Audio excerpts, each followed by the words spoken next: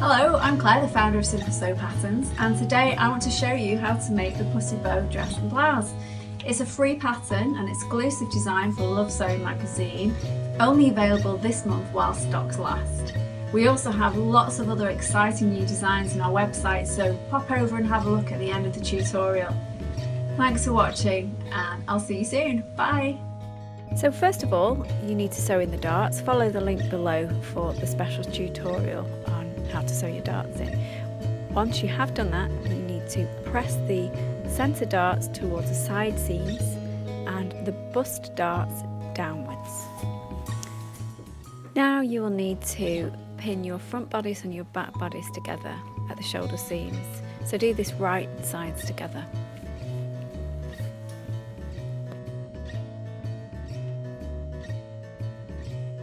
Stitch the shoulder seams together. First of all, you will have to do a little back stitch and take the pins out as you go.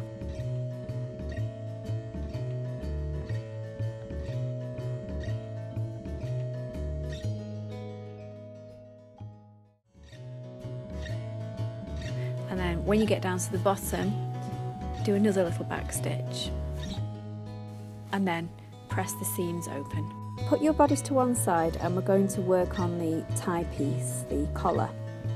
Now depending on how wide your fabric is, you may have cut one tie on the fold to create one long piece, or if like us our fabric wasn't wide enough, we cut two and now we need to join them together at the side seams. So right sides together, pin the collar pieces at the centre back and stitch all the way down using a 1.5 centimetre seam allowance and back stitch at the beginning and at the end.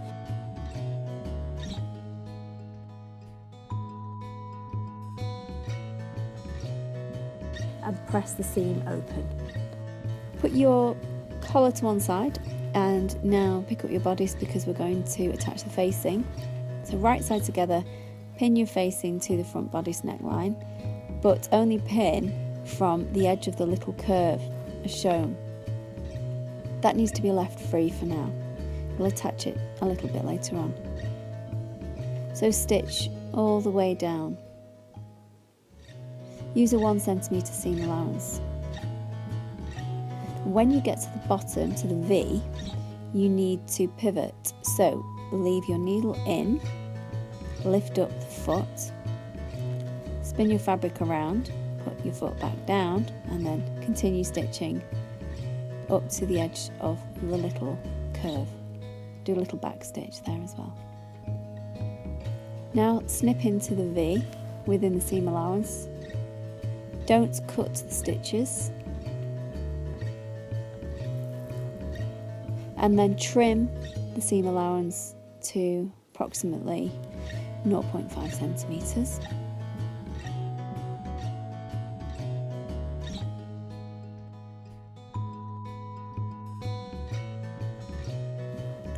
Flip the facing through to the inside of the garments and you can give it a little press to make it lie flat on the inside.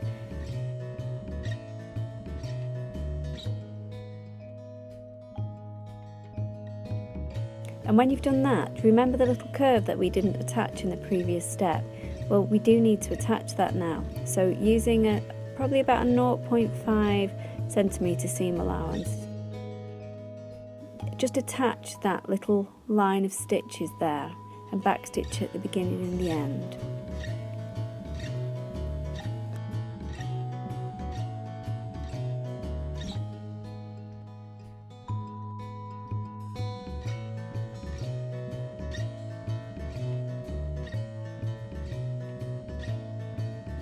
We need to find the centre back of the back bodice. So right sides together, fold the back bodice so the shoulders meet, and that will give you your centre point. Just make a little tiny triangle clip at the centre and then open out, and there you've got your centre point. You've got to align the centre back of the bodice now with the centre back of the collar. And if you have one continuously long collar piece, you can use the same method of folding it in half and then finding the centre and making a little clip. Anyway, you need to attach these two, so pin them together so that they align, and then continue to pin the collar onto the bodice, so the collar will be underneath the bodice. Pin all the way around until it kind of gently starts to slope, and then you need to carry on pinning, but as you can see in the video, leave the collar peeping out just slightly over the top of the bodice, the back bodice. We've done this on purpose. So just continue pinning and leave that little gap, and you'll see why we've done that later.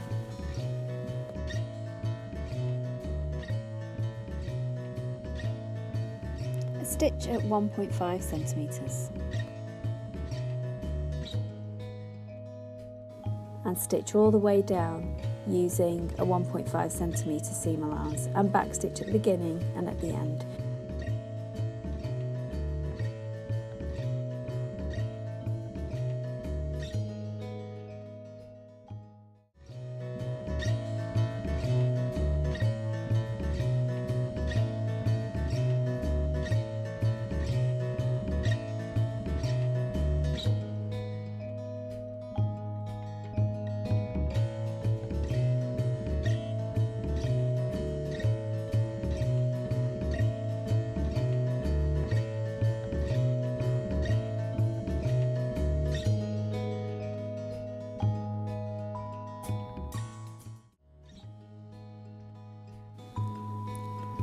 To bag out the collar, that is to hide the seams so it looks a professional make, right sides together, fold over the collar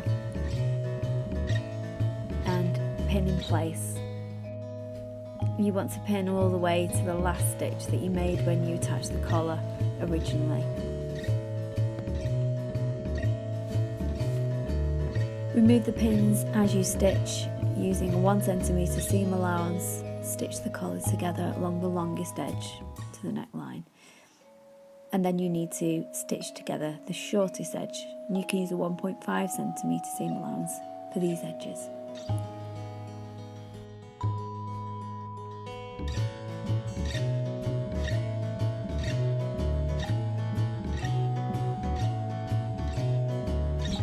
Then you need to trim the corners of the collar while it's wrong sides out. This enables you to get a really sharp, clean point when you turn the collar through to the right sides.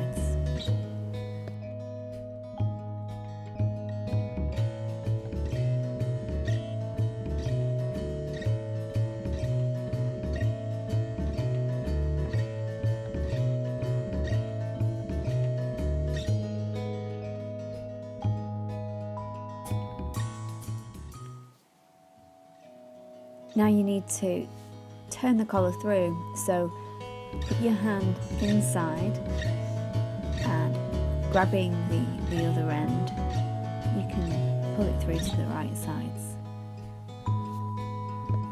Using the eraser end of a pencil, push the point through so that you're making a nice sharp edge.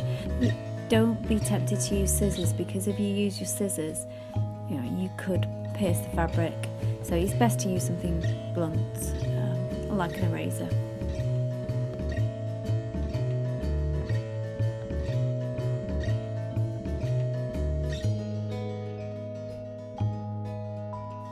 Give the collar a really nice press. We've got to close this gap. Before you do that, I'd like you to press the neck seam upwards into the collar, and then fold the collar seam up by 1 centimetre, because this is what you'll be stitching together.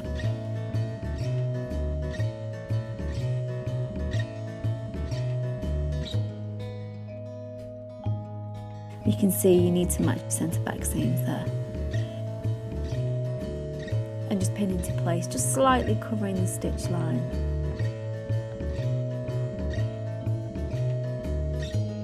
Pin all the way along, as many or as few pins as you like.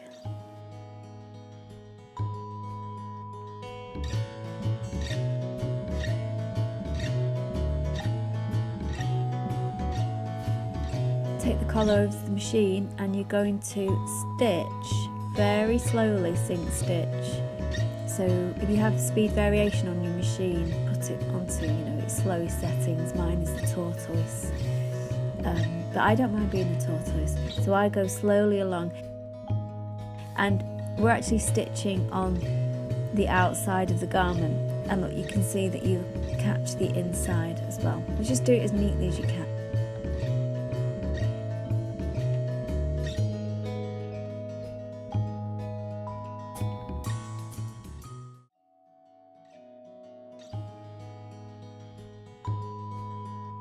And then give it a good press. We're going to insert the side zip now. It's exactly the same as inserting any invisible zip anywhere, so don't let it put you off that it's in the side. If you're using a slightly stretched material, you probably won't need a zip for this garment, but you can put one in here. So right sides together, attach the zip to the right side of the garment, as shown.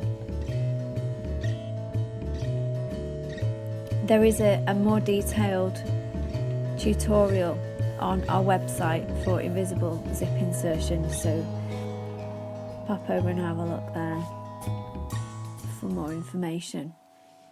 But in general, it's all the same.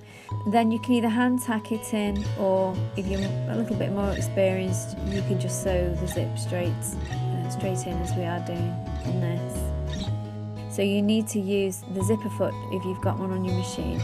Pin your zip in place carefully and push the teeth out of the way slightly, so that you get closer, but remove the pins as you go.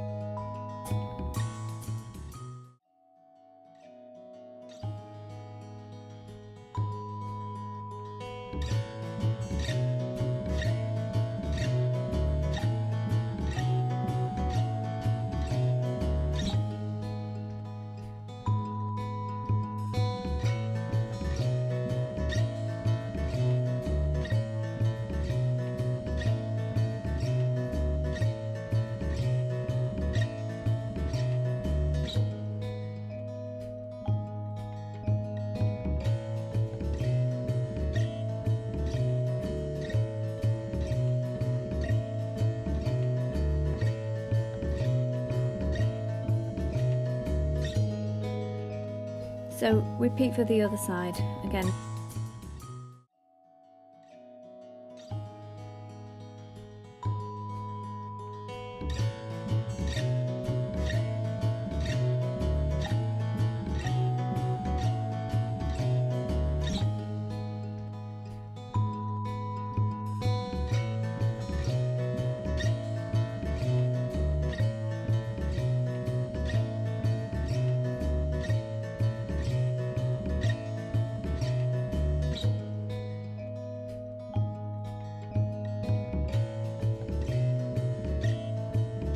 Right side together, pin and then stitch in place.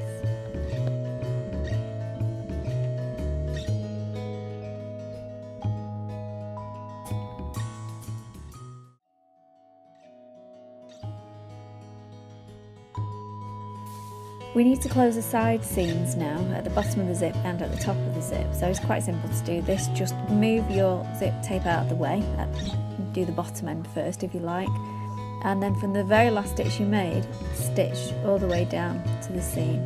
Back tack at the beginning and at the end of the line of stitches that you make. The most important thing is just to make sure that you sew from the very last stitch that you made.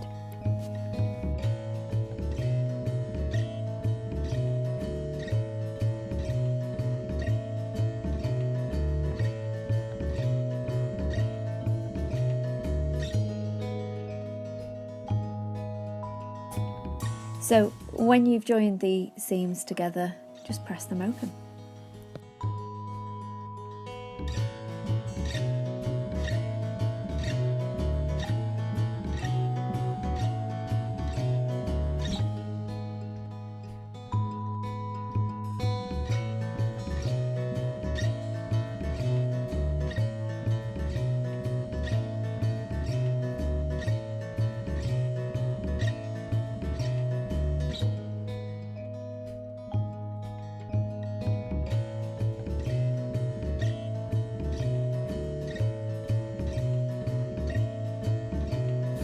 If your zip's too long, just trim it, you can do that. And all you need to do is make a few stitches just to make sure that the teeth don't open out at the end, or cover it with bias binding. Turn to your paper instructions to put the sleeves together, and then once you've done that, we can insert the sleeve. So now that you've put your sleeve together, what I'd like you to do is make a curved row of stitches along the curve of the sleeve head. Use the long stitch on your machine, so maybe a 4 or a 5. Back stitch at the beginning of the row, but not at the end, and leave a tail. Really, this stitch is to maintain the shape of the curve on the sleeve head. You can remove this stitch once the sleeve is in if you like. Right sides together, insert the sleeve, working with the garment inside out. You need to match your seams and also the notches. Then pin in place.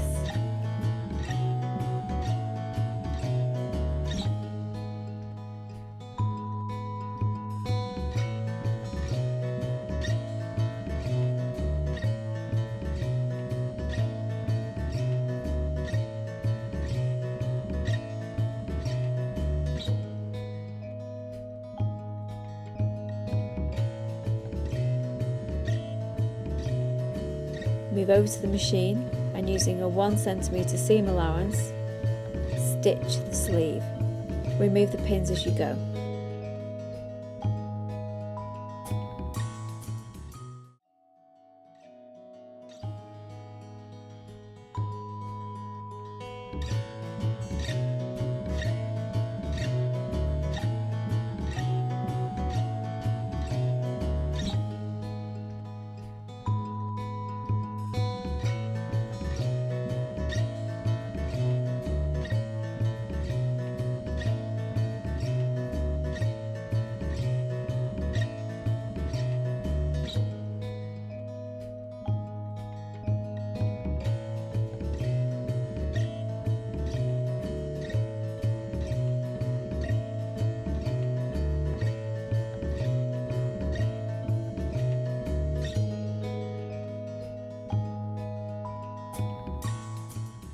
When you've stitched the sleeve in place, you can pull out the temporary row of stitches that you made earlier on.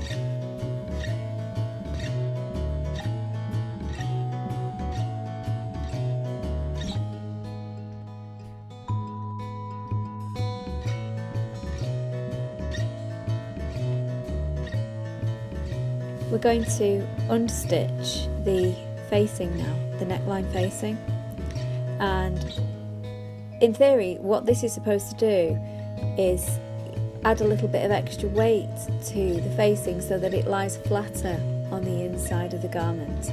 But the idea is to spread out the facing so it's lying flat, and then stitch as close as you can, really, maybe about 2 millimeters, 3 millimeters at the most, away from the neckline seam all the way around. And then you could press the facing again back into the inside of the garment. It's a worthwhile stage to do. Now, if you could attach the top edge of the facing to the seam of the shoulders, that will keep it in place and give you a nice neat finish.